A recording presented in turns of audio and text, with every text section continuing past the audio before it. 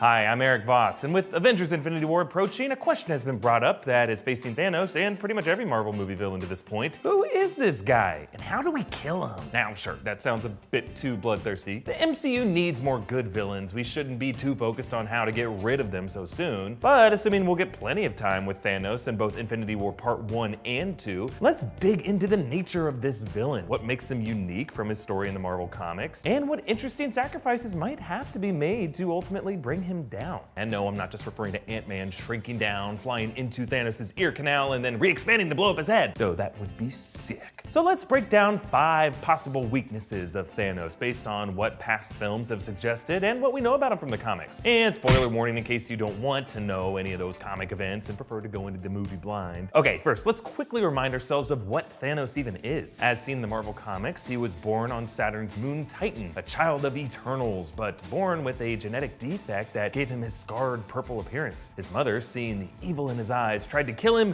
but failed. And yeah, by the way, those lines on Thanos' face are indeed birthmarks. He's always had them. They are not fresh scars given him by Black Panther or Captain America's new shield or Wolverine or anything crazy. As Thanos grew older, he became obsessed with nihilism and death, eventually falling in love and worshiping an embodiment of death known as Mistress Death. Hoping to impress her, he goes on a universe-wide killing spree, killing millions of his own race and thousands of planets and star systems. He wipes out half the universe in his pursuit of the Infinity Gems and Infinity Gauntlet, which has, of course, inspired the events that we're now seeing in the movies. Thanos' acquisition of the Infinity Stones would essentially make him immortal, invincible to any physical attack by the Avengers or any cosmic forces. Even if they could overpower the Power Stone, for example, using Star-Lord's celestial power, Thanos could just use the Time Stone to rewind the clock on their attacks, the way Doctor Strange did to Dormammu, or use the Reality Stone to bounce them between realities ruled by giant butts and ones where phones sit on pizzas dialing people to order sofas to eat. Dan Harmon worked on Doctor Strange, guys, so the MCU Rick and Morty crossover has already begun. To defeat a god, you have to either appeal to some even higher power, and sure, in the Marvel Comics, supreme cosmic forces like Eternity and the Living Tribunal do exist, but for them to drop in as some kind of Deus Ex Machina would kind of feel like a cheat.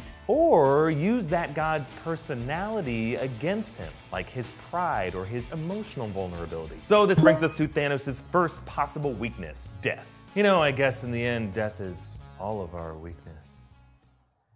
Now for real, Mistress Death. Thanos' pursuit of her love could lead to some kind of union with this cosmic figure that would involve him departing this realm. You know, kind of like detaching his consciousness from his physical body to join death in some other dimension. Yeah, I know it seems like one of those, wait, huh? Things that only really make sense in comics, but the movies did tease Thanos' secret crush in his first appearance in the post-credit scene after Avengers. To challenge them is to court death.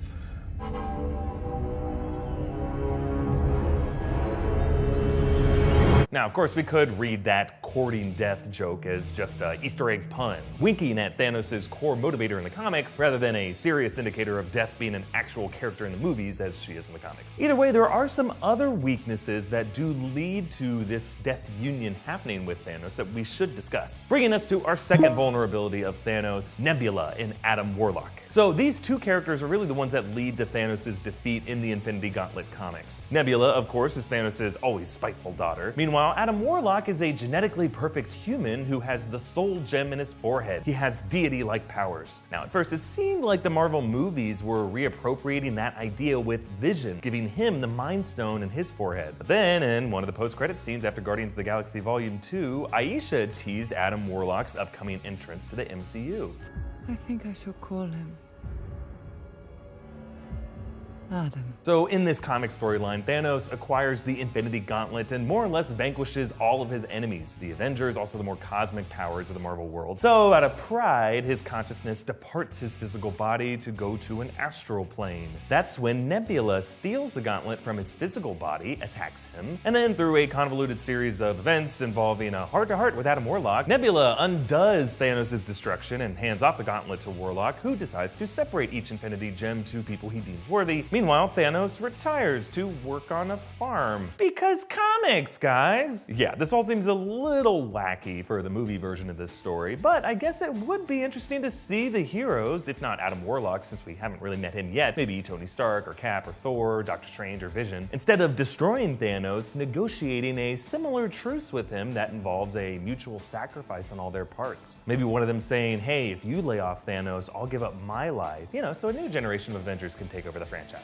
Also, it would be satisfying to see Nebula play a big part in Thanos' undoing, the forgotten daughter coming back to bite the old man in the ass, having set aside her vengeance to instead reverse the pain her father inflicted on the universe. But there's another supporting MCU character aiming for revenge against Thanos who could end up being another blind spot for him, Drax the Destroyer. In the first Guardians of the Galaxy, Drax initially swore vengeance on Ronan the Accuser for the death of his wife and daughter before declaring Thanos as his next target. Actually, in the Annihilation storyline in the comics, Drax actually succeeds in killing Thanos. Thanos is distracted trying to prevent a larger calamity from happening, and Drax fulfills his life mission by punching through Thanos' back and ripping his heart out. But really, Thanos' death is just a little anticlimactic here, right? Since in this story it meant an even larger threat to the universe would be coming now. Still, you can bet that Drax in the movies will still be on this mission. Without spoiling anything, leaked footage has shown Drax repeating his personal desire to kill the Mad Titan, even if it's not the best time to launch that attack. Really, if the MCU plans to pay off Drax and Nebula's subplots from the Guardians movies, these two characters will need to play some role in destabilizing Thanos. But let's move on to another threat to Thanos, who, remember, is a god so powerful that no physical threat can hurt him, except maybe a force with unlimited durability himself, Hulk. While Hulk probably isn't strong enough to overpower Thanos, his strength only increases with his rage, suggesting he could continue to fight blow for blow against Thanos without exhaustion. I would say both Hulk and Thanos are the kind of powers that don't really get defeated so much as contained. So I could see a scenario where these two fight for eons down to a standstill. We actually saw a similar version of this kind of strategy before in the MCU, which leads me to the final weakness on our list. Time, the destroyer of us all.